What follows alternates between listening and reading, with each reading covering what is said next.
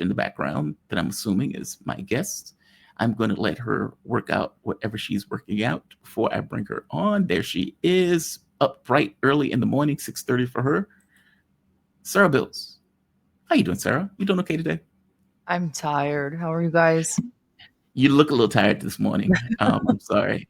I don't mean that poorly. I just mean you have sleep in you this morning. Yeah. But it's okay. It's early. It's 6:30. You have every right as a human being to be sleepy and tired at 6:30 in the morning. I don't fault you. Thank you. I don't fault you at all.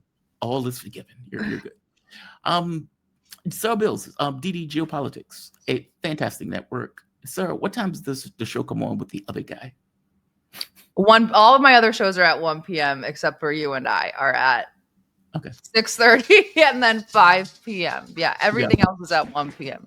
Okay, excellent.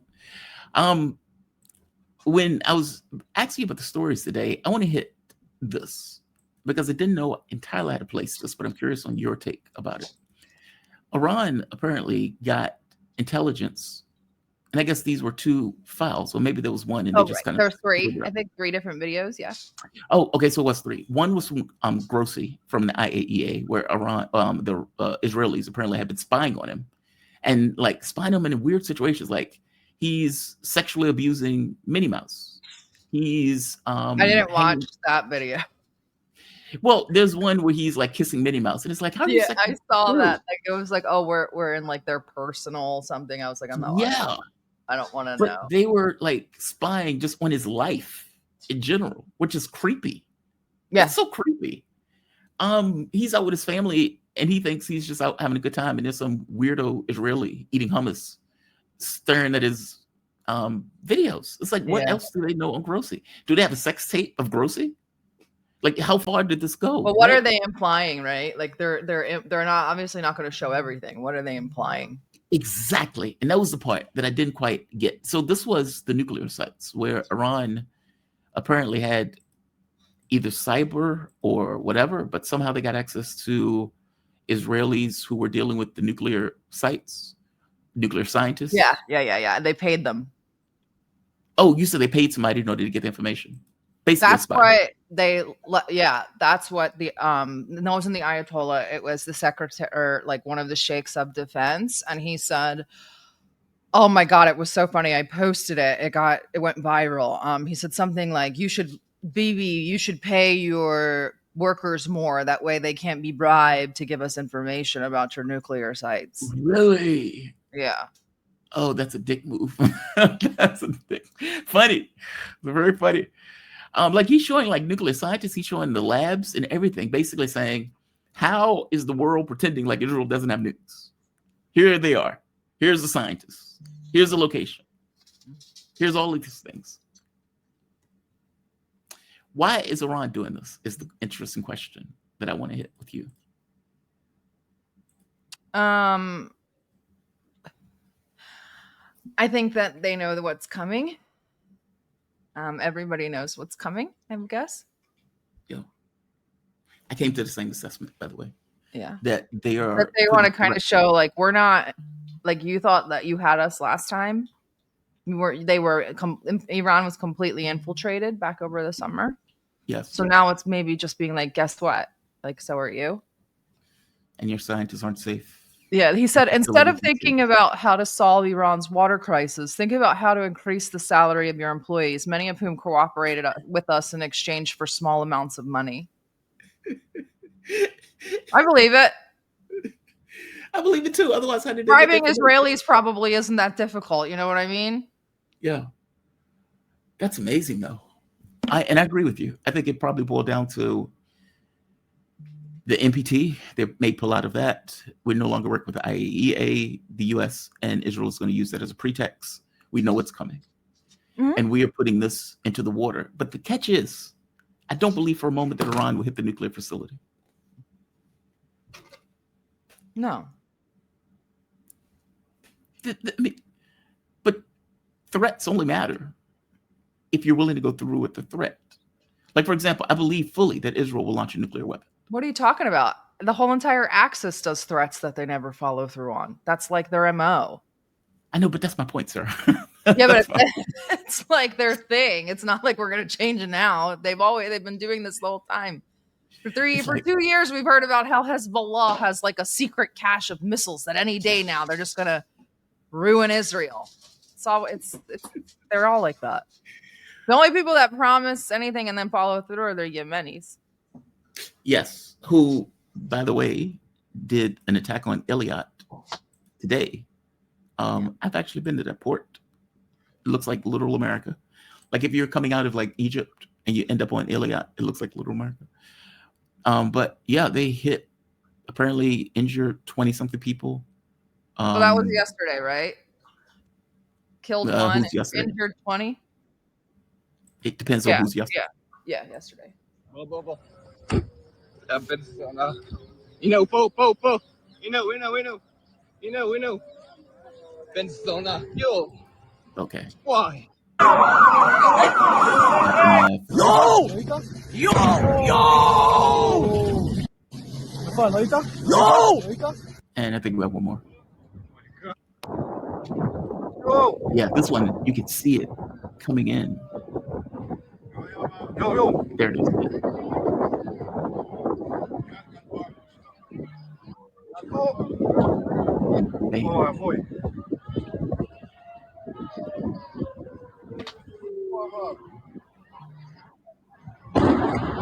There it is. Yeah, Yemen follows through. Yemen follows through. I don't. Why do you think they do that though? Like where they don't follow through, where you put out a threat, and at the point where I know you're not going to follow through, I don't care about your threat. It's like it's one thing if Iran murdered that scientist. Okay, that's following through. That's, hey, we can get to your people. It's one thing if they bombed Dimona, that nuclear power facility. Okay, again, that's a follow through. But putting out a threat when nobody believes you're going to fulfill that threat because you want to sanitize war, you want to be dignified when you're, launching missiles at your enemy, it loses impact. Is that just a cultural thing? And I don't mean cultural thing in the sense of, yeah, I ask it that way, even though it's not precise in the way that I'm trying to ask the question. I don't know because, well, someone said it makes them paranoid as fuck, but that's fine. And like maybe you consider that a dub, but once Israelis get paranoid as hell, they lash out. So unless you're going to follow your threats and your spying up with some like real military action, then I really wouldn't do it. I absolutely agree with you, Jamal. It's I guess we'll just have to see. I don't know. Yeah. Maybe this is like kind of like another step in the escalatory ladder. I know they tested a new missile not too long ago, so Mm-hmm. I mean maybe, but from my understanding, they are preparing feverishly because I suppose they know what's coming. Also, I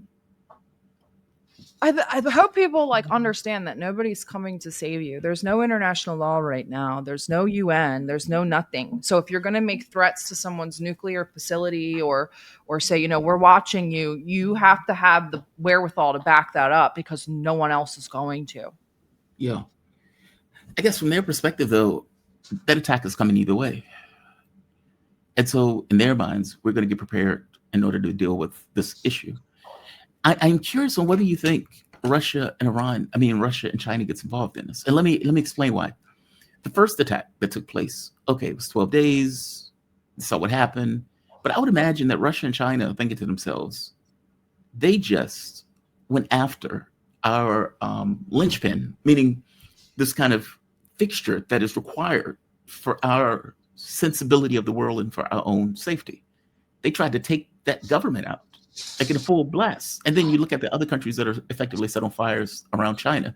Cambodia and Thailand gets into a conflict. Nepal goes through a revolution, quote unquote.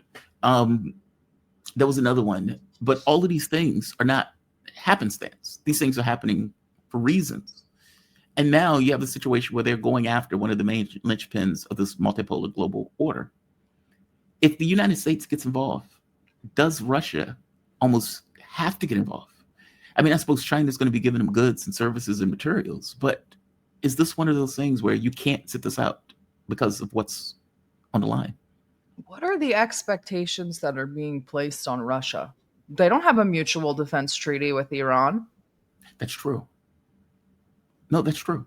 So, and by the way, I'm not placing expectations on Russia. no, I'm not asking, talking about you. This happens with everybody. It's like, where's Russia? What's Russia doing? They're literally in a war for their lives. Yeah. No, I just mean this in a sense of, let's say, this channel, for example. I get very aggressive in defense of my channel. Very aggressive in defense of my channel. That could be family or anything else. I could be a bit of a dick on that stuff. Because it's like, this is the thing that allows me to live a life, to function. It's my job. And in the same way, when you're looking at Russia, there are going to be priorities that they require for them to kind of function as they progress into the future.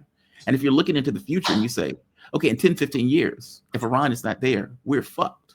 Then Iran becomes just a natural element of your own national security. I mean, for God's sake, Donald Trump is making the argument, or one of those military people made the argument that resources in Venezuela and the countries of South America is a national security priority for America. Think about that. That's like me saying your car is a national security priority for me. It does that umbrella extend outward just from necessity? Not even. Maybe they don't even want to do it, right? It was like, oh, God damn it. Wow, we don't want to do this. We got to do this. Even if they take it from that perspective of not wanting to. Is Iran a national security issue for Russia, where it's not something that they can afford to lose? And I think the same thing about China, by the way. I don't think that they'll get involved. I don't think that they can. In one sense of the word, they're, and I hate to say this, I'm just being a realist. They're like, well, I mean, just because Iran falls doesn't mean that we've been here for thousands of years. Why would China think that if Iran goes away, that China would go away? They've been in existence for 5,000 years. Do you know what I mean? Yeah. China's not going to hinge their existence on Iran. They're just not going to do that mentally. Russia just can't. I mean, Russia's being threatened even more so by NATO now. Yeah. So, like, to even exist or to even expect Russia to do anything with Iran is selfish. Well, no, I was again. I'm asking this question from the perspective of no, not you, selfish. I'm talking about any. I'm just talking about like, where's Russia? Yeah, I would go further. Russia may even be okay with Iran getting into a fight. In this case, it pulls weapons and materials away from the battlefield from the standpoint of Ukraine. B, if the United States gets bogged down into a kind of Vietnam type situation that is in Russia's benefit, again, you've split the empire. You're not doing this kind of sequencing. You're now fighting two wars at once. As long as Ukraine doesn't necessarily fall. As long as Iran doesn't fall. It's risky. I don't think it would. Yeah, it is risky. I don't think that the United States wants to go into Iran anyway. They want to go into Venezuela. Yeah, that's weird. Yeah, that's I don't think they want to go into Iran. They may not have a choice.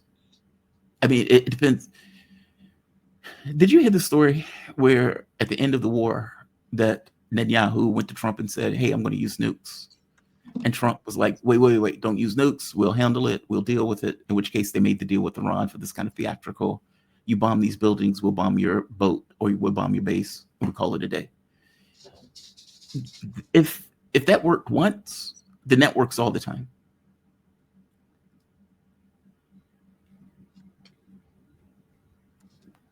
Give me your thoughts. I'm curious. I just don't see the United States going into Iran. I just don't see it. I see Israel doing it. And I think that maybe they would try to put together a broad coalition of the willing, but that would never happen. They can't even get one together for Ukraine. You think they're going to get one together for Iran? You know, I don't know. We're in a very precarious and unprecedented time right now. Yeah. So I don't, and I can't get a good gauge on what the United States is doing in regards to Iran, foreign policy wise, because it just doesn't make much sense. But what we do know is that they're it makes sense if you know the United States, you know, negotiating and putting sanctions, and then like that kind of thing. It's very schizo. So, but I don't think that they want to go into Iran just yet. I think they have think they have a lot of manpower issues. The United States and Israel axis. I think they have a lot of manpower and a lot of artillery supply issues. Okay. So I think there's a buildup that has to happen. I think there's a switch in the economy that has to happen. I think that I think that right now in the United States, there's a lot of manufacturing of consent in order to prepare for this sort of thing. So I mean, again, being a realist, there will probably be a false flag at some point. This Charlie Kirk thing was not even to get into who killed him or what happened. Either way, it was still a thermometer to see where we could push these people. And now they know. I mean, we have Zionists on Twitter screaming that another 9/11 is coming, which is terrifying because they would know. Right. So, Right. so I think there's a buildup that needs to go on. I think that they're intimidated by Iran, and rightfully so, especially Iran in Iran. Iran outside of Iran is not anything to worry about. It's Iran inside of Iran. Different animal. So, I mean, I think it would be worse than Afghanistan. Oh, far worse. I mean, Iran is 3 times the size of Iraq. It's mountain terrain. So it's not like driving through the desert. I mean, you can't drive a tank in the mountains. So you're on the ground with your men that are going to end up effectively being trapped. And they are going to fight like the Dickens. I mean, especially going back to the memories of the Shah. Oh, that would be the end of the U.S. empire in the way that Colonel Wilkerson points it out. There's something else in the Middle East I want to hit you with. And I want to get your take on this. Donald Trump promises, he pinky swears to the Muslim community. Oh, yeah. Who cares? Not who cares, but like. Who cares? Who cares? Who gives a shit? Like, who cares? I'm like, who cares what this guy says anymore? Like every day, like we talked about this a little bit on my show. I think it was yesterday with Dan. We were like, these people blow with the wind. You never know what you're going to get unless you're Israel. You never know what you're going to get unless you're Israel. If you're Israel, you'll always get what you want. If you're everybody else, you should just cut it in half and maybe take half of it as true. Maybe cut it into thirds and figure it out that way.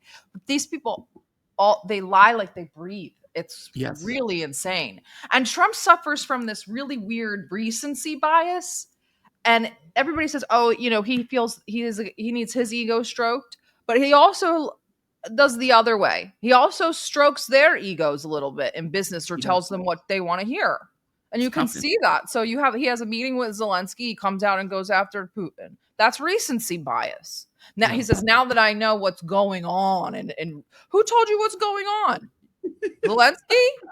Same thing with the Arabs. I'm in front of you now. I'll do what I can to save Gaza. I can do it. I'm a hero. I'm a superhero. Only I can do it. It's confidence man. It's a confidence man 101. It's a psychopath. Like, meaning, if I'm having a conversation with you, I'm being straight with you when I have the conversation. In fact, I'm earnest with all the people I have conversations with. If I like a person, it's clear. If I don't like the person, it's clear. If I'm bored, it's probably clear too. But that's not, if you're a psychopath, that's not really the way you engage. There's something I want from this person. I need to tell this person what they want to hear. It's that. The problem is when you're the president of the United States, well, it's a little bit different, right? Because everybody can see you having 5 different conversations and you're telling them 5 different things. Like even in the statement with Zelensky, where he comes out with a tweet, Trump puts it all on Europe. He's like, I think that Europe can work with Ukraine and they can take back their territory. In fact, I think they can take back more than their territory. Okay, that's a confidence man. Zelensky himself had said, we don't have the power to take back our territory. And they gotta sell though. Sell. How do you sell? You need this. You can do it. You need this. You can do it. You need this. You can do it. You need this. And then we sell. That's so wild though, right? It's like you're not really. I mean, that's the thing about this administration. There's almost a part of me that says, I don't even have to dig. They're literally just telling me we're going to kill all the Ukrainians for private contracts. That's what they're telling you. Yeah. They're telling you we don't care about anything about Ukrainian lives. We don't care about Russian lives. We already knew that, but they're saying out loud, we don't care about Ukrainian lives at all. To the last Ukrainian, we're going to sell you all these weapons. What has he been saying for the last 2-3 weeks? I mean, I wrote about it in May. You guys should just read what I write. You'd be ready. When he said, what did he say? Oh, NATO, we're not spending any money on this war. He had fully privatized it by 6 months in. I told everybody this was going to happen. This war will not end. He wanted to take it from the public sector to the private sector because the public sector was getting sick of it. Well, he has effectively told Zelensky, and Europe, he's handed Europe the bag, rhetorically anyway.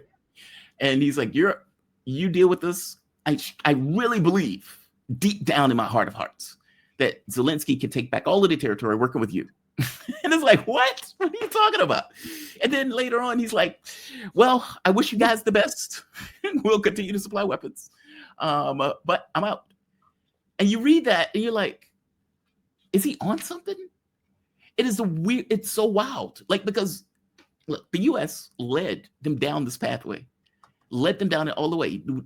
William Burns, when William Burns wrote the memo, net means net. That was back in 2008 or something like that.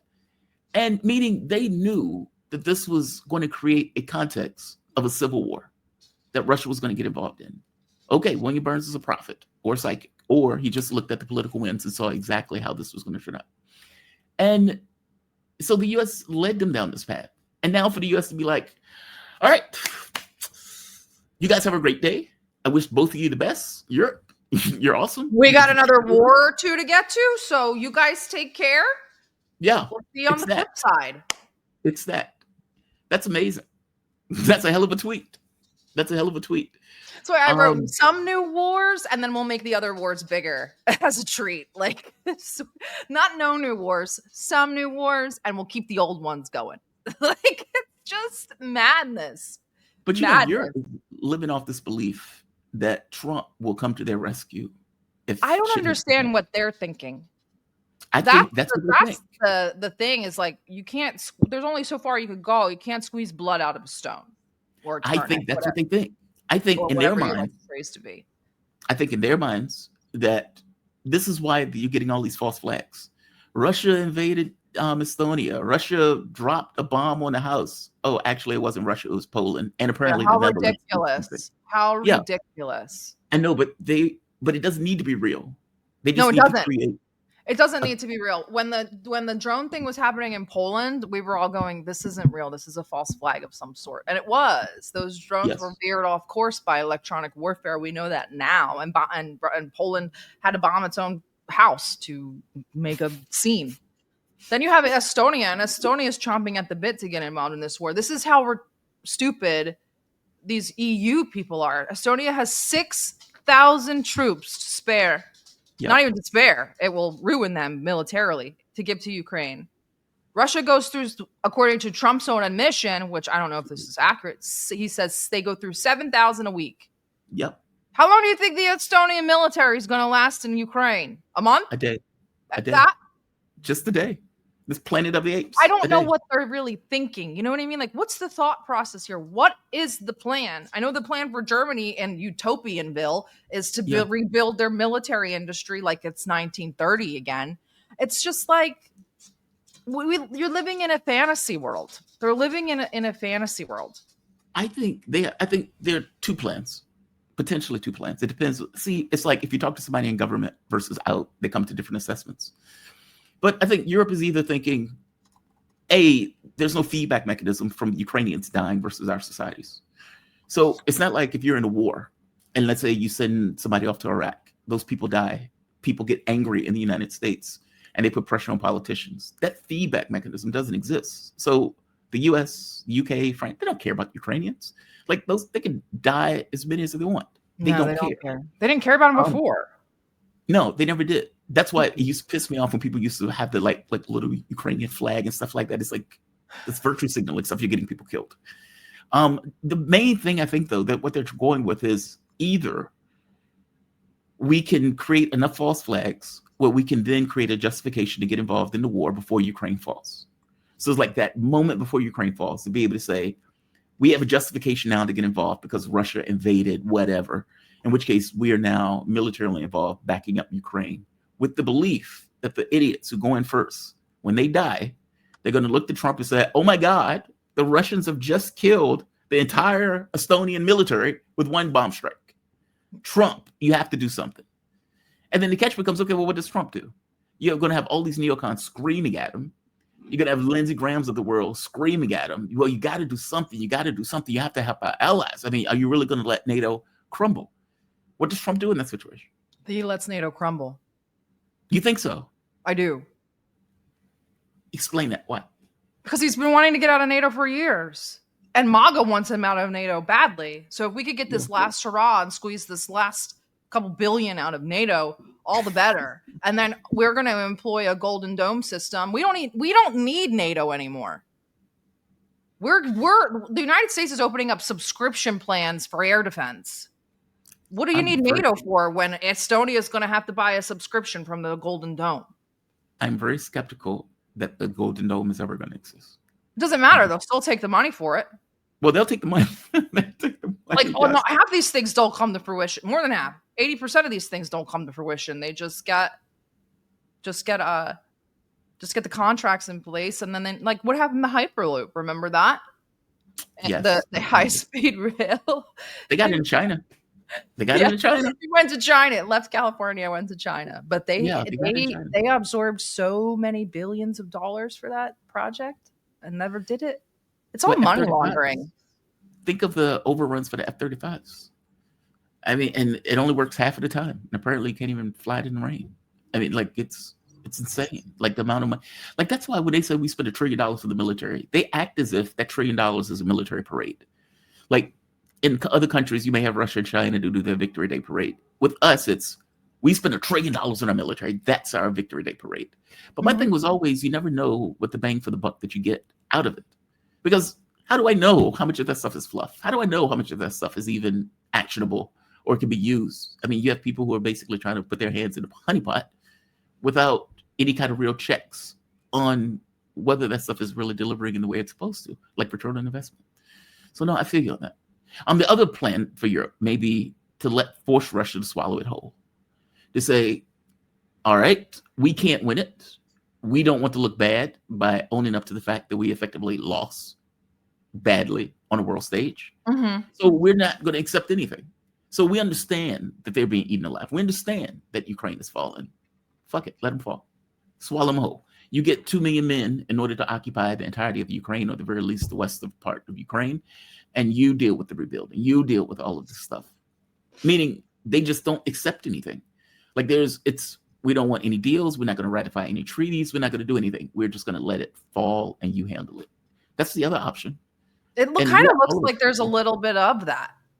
You know, we talked about it a lot yesterday, and I think that I talked about it last night on Nick's show. We talked about how like all of that stuff was theater. Him yelling at Zelensky, theater. Him pretending to be close to a deal with Russia, theater. It was all theater. This was the plan all along. Along. I don't know if all of this is theater, though. Like, that's the part I think I disagree with. Donald Trump is very mercurial. I mean, he comes across to me as a person who I have infinite confidence in. He's one of those guys It like... doesn't matter. He's not running the show. He can have whatever he wants. He's not in charge. I get the sense that he is one of those people that says, I love you deeply right now. And he walks out the room and tells another woman the exact same thing. It doesn't matter what he feels at that moment. The plan is already there. I don't know. I think you're giving him too much credit.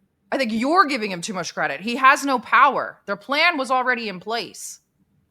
No, from my point of view, this war was never going to end. This war was never going to end. Trump's not allowed to end Trump's not allowed to end this war. Who made the plan? This plan has been in the works since 1950. What do you mean? Since 1950 to do exactly this? And then since the fall of the Soviet Union again in 1991. So they knew that they were going to have Zelensky. They knew that there was going to be a war in Ukraine and that it's not going to stop. Yeah, of course. Yeah, I don't know if I agree with that. I mean, Biden started this war by pushing the Ukrainians into Lugansk. Agreed. No, I agree that all of this stuff is playbook. I do. I accept that part. Like documentation, effectively saying this is how we're going to progress this conflict and everything else. But the president is not a powerless entity. Yes, And he is. Donald I don't Trump buy has that. zero power. Yeah, I don't buy Zero that. power. I don't buy None. that. He is incompetent. He Dude, is out he to is lunch. broke, and he's tethered to these people because of crypto. That's it. He has no power. Wait, say it again. You say he's broke? Yeah, and he's the reason why Donald Trump is president right now is to privatize everything and then to take all of the money, which is exactly what he's doing. He has Agreed. no power. Those things he signed in the Gulf, those are for show. The yelling at Zelensky, a show. It's all a Yeah. show. Everybody forgets that that Trump was in the WWE. Drama and fighting is part of their script. Like, he was in the WWE for years. Trump has zero power. This is Yeah. all been, this is all like this has all been in the plans for decades. Look at your audience. Ask your audience. Oh, I don't give a shit what my audience thinks. Don't get me wrong. They can tell you about my perspective on COVID. They can be very cynical. I don't have this belief that all of this stuff is just for show. That is not my mindset. I would agree with you that playbook, yes. I would agree with you that you move in a particular direction, yes. But do you honestly believe that Donald Trump is sitting down reading policy papers? No. He doesn't. No, he doesn't read anything. What He does is that have an to do with actor. anything? Why does he? That's what I just said. He has no power. He's an actor. No, he may be an actor, but that doesn't necessarily mean that the president is powerless. That's the point that I'm trying to get at. So I don't he's buy an it. actor with power that doesn't read policy papers. Yet everything that happens is going along with the policy papers. So from your mind, the president has no power at all. No, He's just, Trump has zero power. well, Biden has zero power as well. yeah, I disagree. This has been they've been emasculating and defanging the executive branch for decades. Decades. It started with Bill Clinton and George W. Bush. Obama had very little. Well, Obama had a lot of power in terms of military action, but after that, they don't have much power. Even Joe Biden didn't have much So when military power. Trump says, go murder the Venezuelans in the boat. That's not power to you. He's not going to say that. Marco Rubio's the one saying that. He doesn't have to say that. So Marco Rubio is giving orders for the military to murder people in boats. Sure. How does Marco Rubio get the power to do that? He doesn't. Nobody. I mean, what are you talking about? This administration is completely infiltrated and corrupt. Everybody's doing everything. There's no chain of command or checks and balances. Yeah, I disagree.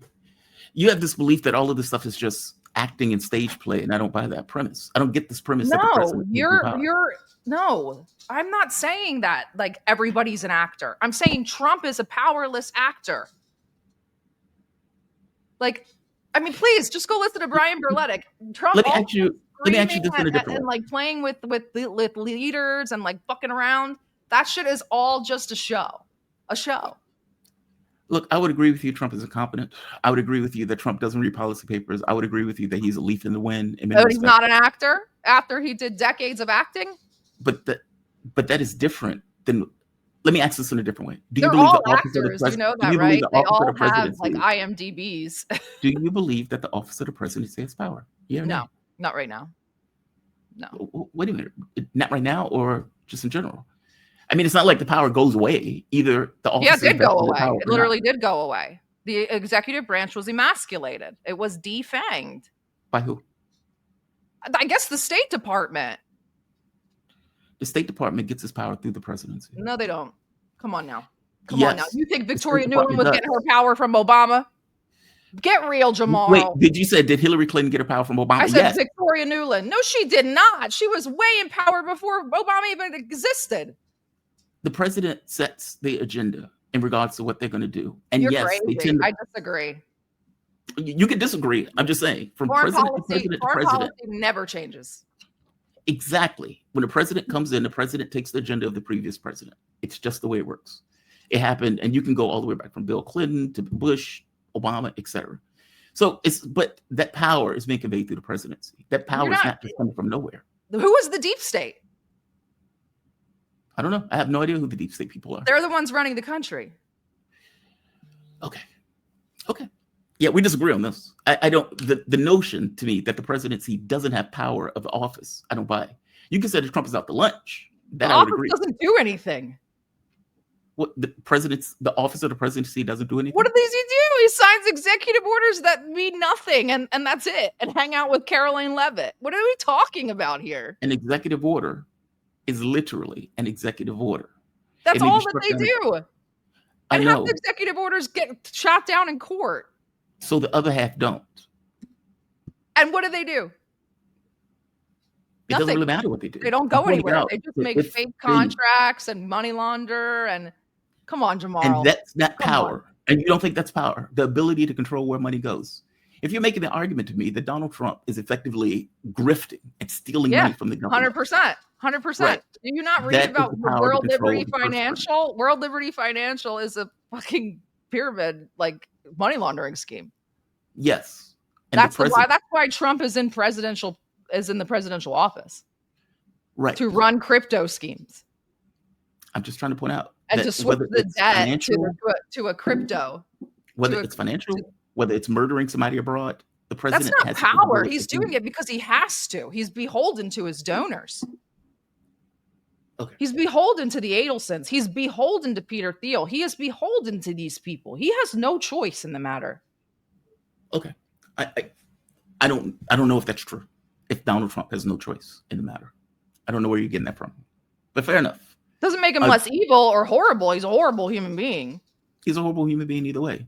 Yeah. I'm saying the president has the ability to push the button and kill somebody abroad. That's power. The president has the capability. Donald Trump could go out and sign an executive order on something. Let's say half of them get killed. The other half goes through. That's power. That is him asserting the power of the office. None of them mean anything. It does mean something. No, they Otherwise, don't. the They're not executive order even. They're wouldn't not. exist. Executive orders are like retarded. It's like Executive that's orders are such executive an executive order is a sign of a president who can't get his Congress to actually work for him. Correct. That's true. So that's another sign that you have no power. You just owned up to the fact that the executive order is something that is being done because the president can't get the Congress to work for him. In which case, he just orders it like a And then king. they get shot down by the judiciary. Well, you said have to. You said I have to. Okay, Jamal, I'm gonna go. You have a good day. Are you serious? Are you serious right now? Okay, fair enough. Fair enough. Sarah Bils. Having a mental robot. No, I'm not having a mental robot. I just disagree. Yeah. Yeah. Fair enough. Fair enough. That is wild. Yeah, what the fuck is right? Frank, I don't get it. I don't get it. She had feelings about it. I had no feelings about it. It's just a debate for me. No, I don't think she is right. Obviously, I don't think she was right. You're free to have your point of view, but I don't think she was right. It's the Jews, Jamal. You got to open your mind. It's the Jews, okay. Didn't understand the limits. Well, I thought we were just having a conversation. I didn't realize she was taking it that personal. Did not realize she was taking it personal. Fair enough. Fair. Let's go into the chat. Red Axis. Sarah Tanner's DD Geopolitics.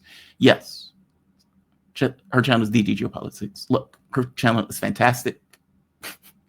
Despite the shit that took place, they do great work. I don't know. I guess I don't have any feelings about it. I obviously I don't want somebody to rage quit, especially when I don't feel anything in the context of the back and forth. But DD Geopolitics is a fantastic channel. Definitely check your channel out on Twitter. They are also a fantastic channel. They have news updates that go on all throughout the course of the day. They are on it. Very rarely do they get anything wrong in regards to their news updates. And when they do, they pull it back. Check them out. It's an invaluable news source. I'll put it that way.